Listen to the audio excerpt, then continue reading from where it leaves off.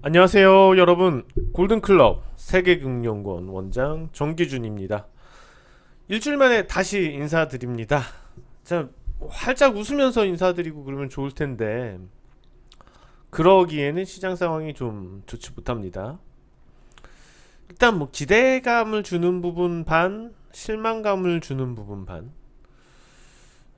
제가 느끼기엔 그렇고, 실제로 투자자들이 느끼는 두려움이라든지 아니면은 향후에 대한 불확실성, 이런 부분에 있어서 저는 공감은 하지 않고 있습니다. 그러니까는 시장이 약세고 보기에 좋지 않지만 우선 너무 안 좋아서 그것에 대해서는 당연히 좀 실망감을 갖고 있고요. 그렇지만은 현재 시기가 지나간 이후에 부분들에 대해서는 기대감을 또 가지고 있습니다. 반면에 현재 수준에서의 더 하락한다 하더라도 거기에 대해서 공포감이나 아니면 우려감, 이런 감정을 가지고 있지는 않습니다. 왜냐하면은 여러 가지 조건들 때문이긴 한데, 자 우선 좀 보자고요. 국내 주식시장 코스피 지수인데 오늘 체감되는 것보단 덜 하락했죠. 체감되는 것보다 덜 하락한 이유는 삼성전자가 하이닉스, SK 하이닉스하고 삼성전자가 강했기 때문인데, 사실 그 두 종목 모두 다 최근에 개인 투자자들하고 막 그렇게 관련이 깊지는 않잖아요. 코스닥 지수를 한번 넘어와서 볼 텐데요. 코스피보다 코스닥 상황은 많이 안 좋아요. 그쵸? 삼성전자를 좀 주가를 보겠습니다.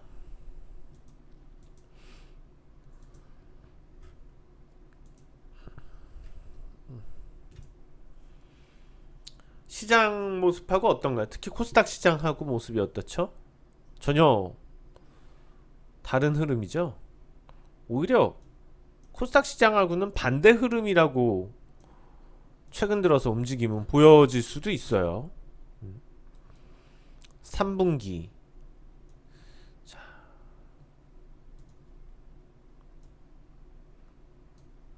현재 삼성전자고요. 삼성전자의 이 추세, 중기 추세의 상승 흐름. 코스닥으로 한번 넘어와서 보실 텐데 어때요? 정반대 흐름이죠.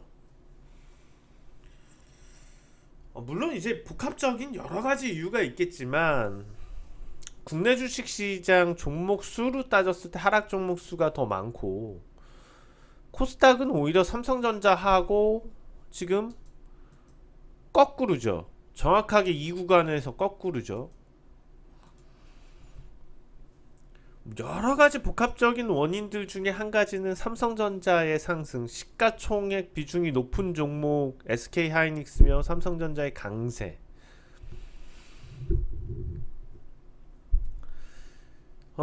많이 오른 건 아니에요. 그렇다고 뭐 삼성전자하고 SK 하이닉스가 많이 올랐나요? 그렇진 않죠. 또 상대적으로는 많이 올랐다고 할 수 있지만은 실제로 뭐 뉴욕 증시 오르고 이런 것들 따져서 봤을 때 막 그 정도까지는 아니에요. 하이닉스도 뭐 6월 중순부터 크게 올라서 갔는데, 음, 5월 달부터 놓고 본다면 뭐 제자리인 거고. 네. 물론 이제 하이닉스 역시도 코스닥 지수하고 이렇게 봤을 때는 상당히 좀 다른 흐름으로 움직였죠. 시장의 수급이 많이 좋지 않다는 점. 국내 주식시장 수급이 만약에 타이트하게 움직였다면 이 두 종목이 이끌고, 삼성전자 하이닉스가 이끌고 나아갔겠죠. 지수들이 오히려 선순환 흐름이 나타나면서 지수를 끌고 갔겠죠. 그런데 이제 국내 주식시장 수급이 오히려 삼성전자 쪽으로 몰리게 되니까 코스닥 같은 경우에는 기관들에서 가지고 있던 포트폴리오를 털고 모멘텀이 붙어있는 삼성전자, SK하이닉스로 붙었다는 측면. 이게 이제 기관 같은 경우에, 국내 기관 같은 경우에 오히려 한머니들이 더 핫이라고 표현하긴 그렇고, 단기 수익 게임을 즐긴다고 표현하기도 그렇고, 단기에 꼭 수익을 얻어야 되는 그러한 머니들이 많이 굴러다니는 거죠. 일로 붙었다 아니다 싶으면은 확 엎어버리고 바로 또 그쪽으로 붙고, 이러한 머니들은 분명히 삼성전자 화이닉스가 또 확 무너지면은 또 일로 달라붙겠죠. 개별주 이런 쪽으로. 지금 그런 쪽 움직임이 많이 있어요. 흐름들이요. 이런 부분들에 대해서 우리 투자자들도 흐름을 맞출 필요는 있지 않나 생각이 듭니다. 자, 그러면은 시장 중심, 섹터별 어떤 중심들이 잡히지 않은 상태예요. 그리고 뭐 기술적으로 더 따져 들어가서 보게 되면, 자,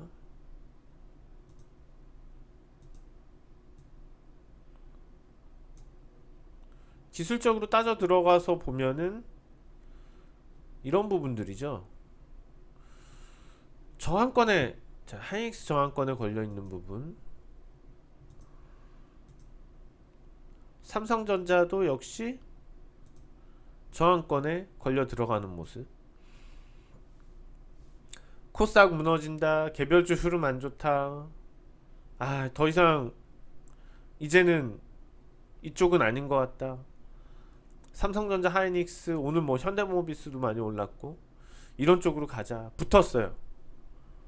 그 순간 고점에서 내려가고 또 엇박자, 코스닥 시장 올라가고, 그렇게 될 수가 있어요. 그래서 이런 점들은 분명히 우리가 유의해야지 될 점이에요. 반드시 유의해야 될 점입니다. 엇박자 타지 말자. 그러니까 처음에 그런 생각하잖아요. 삼성전자, 하이닉스 막 우량주 올라가기 시작했어요. 뭐 시총 종목. 늦었어. 생각할 때. 사실은 그럴 때 오히려 좀 한 발 먼저일 수도 있는데, 이미 기대하고 그러다가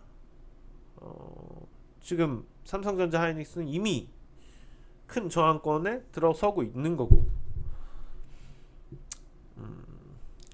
이게 단기적으로 짧은 관점에서 시장을 볼 때 개인 투자자분들한테 어려운 부분이에요.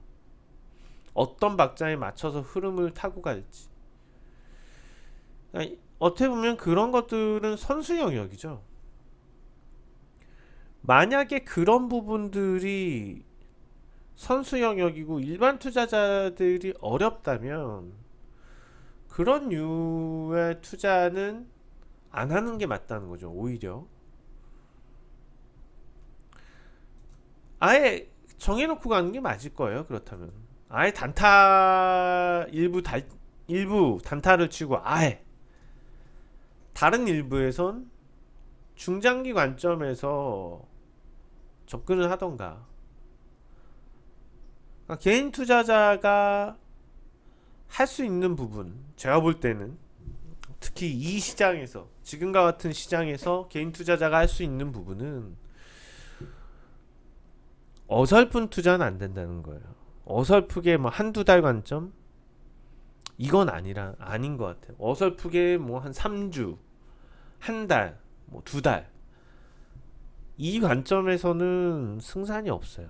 엇박자 타기 쉽고, 그런 관점으로 접근하는 거는 어, 영역이 아닌 것 같고 개인 투자 영역은 아닌 것 같고요. 아예 짧은 관점, 단타나 아니면 뭐 이틀, 3일 급등주들 리스크 관리하면서 낮은 비중에서 일부 포트 비중은 다른 포트 비중은 아예 그냥 중장기 관점을 생각을 하고 접근하는 거죠. 그러니까 추세적으로 어떤 매수 포인트에 있는 종목들이 실적 성장 모멘텀과 맞물려 있을 때 그런 종목들을 바닥권이 됐던 아니면은 추세 상승 초기가 됐던 레벨업 위치에 들어서던 그런 종목들을 잡고서 한 뭐 6개월 이상 관점을 가지고 가는 방법. 자, 시장 전망을 해 본다면 그때 이제 뭐 가장 좋은 루트는 여기서 그냥 쭉 올라가는 루트다라는 말을 드렸었는데 그건 어디까지나 희망이었고 가장 좋은 루트였고 가능성이 가장 높았던 부분으로 역시 흘러가는 거죠. 가능성이 가장 높았다는 부분은 3분기까지는 바닥권 등락이라는 거예요. 3분기까지는 바닥권 등락을 뭐 랜덤이에요. 파동의 길이 추세 없어요. 이런 구간에서는. 그래서 이 구간에서 자율 등락이 3분기 동안 이루어지고 4분기부터 이 틀 내에서 본격적으로 상승 추세를 만들어가는 어떤 작업들이 펼쳐질 가능성이 높다는 거죠. 코스피, 코스닥 다 마찬가지예요.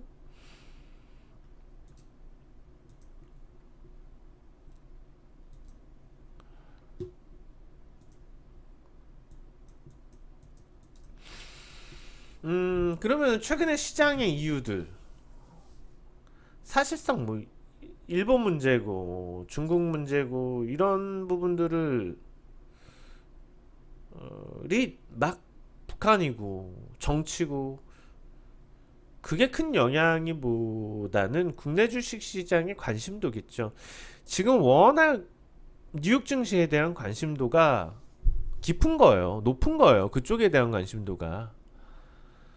그래서 해외 주식 시장을 보게 되면은 지금 뭐 나스닥 보시더라도 사상 최고치 이런 흐름인 거죠. 돈이 글로 몰리는 거예요.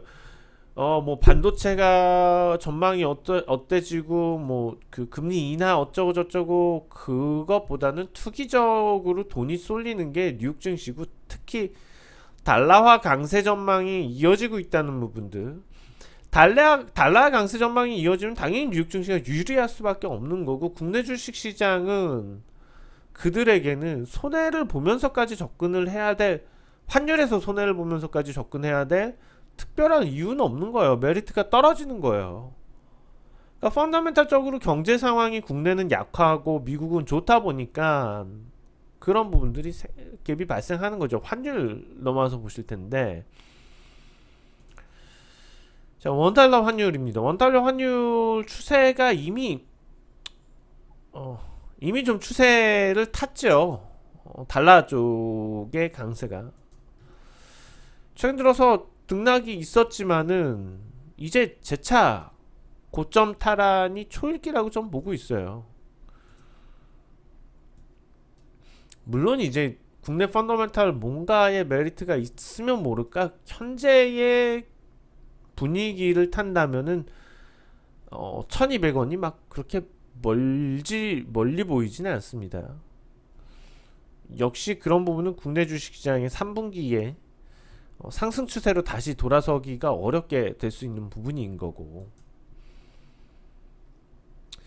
자, 그런데 희망적이라는 부분은 뭐 지난주에도 마찬가지인데 이제 순매수 흐름이에요. 외국인의 순매수 흐름. 물론 여러 가지 상황들이 있죠. 외국인 자금이 국내 주식 시장에서 완전히 이탈하게 되는 경우들, 완전한 외국인의 순매도들이 연속해서 들어간다. 자, 아주 안 좋은 시나리오로 국내 주식시장이 간다면 이미 기관이 아니고 좀 외국인들이 순매도를 보이고 있어야지 되고, 자, 삼성전자 하이닉스의 외국인 매수 때문만은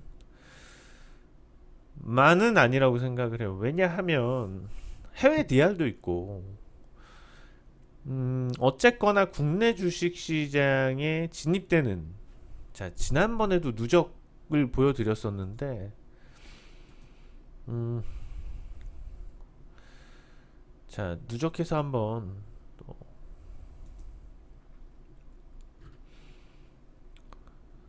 이 부분이죠, 지금. 이제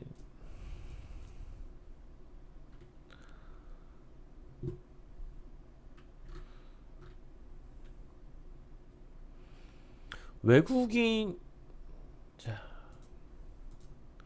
외국인하고 지금 이 부분이 지수 부분인데, 지금 지수 부분하고 디커플링이 나타나고 있는 거예요. 자, 이런 부분에 있어서 우리가 현재의 외국인의 포지션들이 장기적이라는 관점, 당장 현재의 시장만 볼 건 아니라는 거고, 가치 측면에서 접근하는 투자자도 분명히 존재한다는 거고, 그렇다면 지금은 분위기가 가라앉아 있지만 머지않아서 시장은 다시 뜰 수 있다는 거죠. 불가능하다는 거 아닙니다. 이게 항상 안 좋을 수는 없어요. 사이클이 안 좋을 때도 있고 좋아질 때도 있는 거예요. 너무 이제 비관적으로만 접근하는 부분들, 경제에 대해서. 그럼 언제 한국 경제 좋다고 얘기한 적 있었나요? 언론에서. 수치적으로만 그 모든 미래 전망까지 다 알 수는 없는 거죠. 그런 점들 감안했을 때 두려움이라든지 이런 공포감을 가질 위치는 전혀 아니라고 보고 있고요. 코스닥 역시도 마찬가지고요.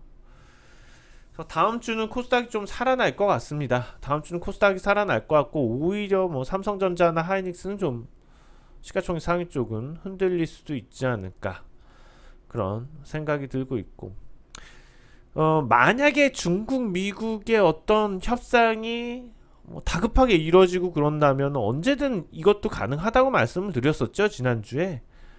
근데 약간의 기미가 보이죠, 이번 주 들어서.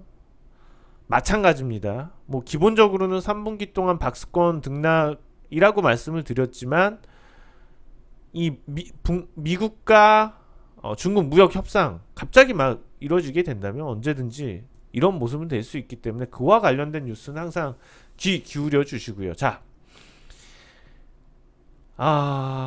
유망주 상당히 괜찮을 법한, 오늘은 좀 강력 추천드리고 싶은 그런 유망주예요. 유니캠입니다. 유니캠. 아까 슬쩍 보였었는데요. 내용들에 대해서는 한번 또 자세하게 찾아보시면은 좋을 것 같고, 우선 유니캠의 포인트는 실적 성장입니다. 실적 성장. 실적 성장이 나타나는 이유. 가죽 제품 회사예요. 뭐 핸드백 회사에도 가죽 원단, 최근에 가장 큰 건 현대기아차의 납품 부분인데요. 부가가치도 높아질 수 있다고 봐요.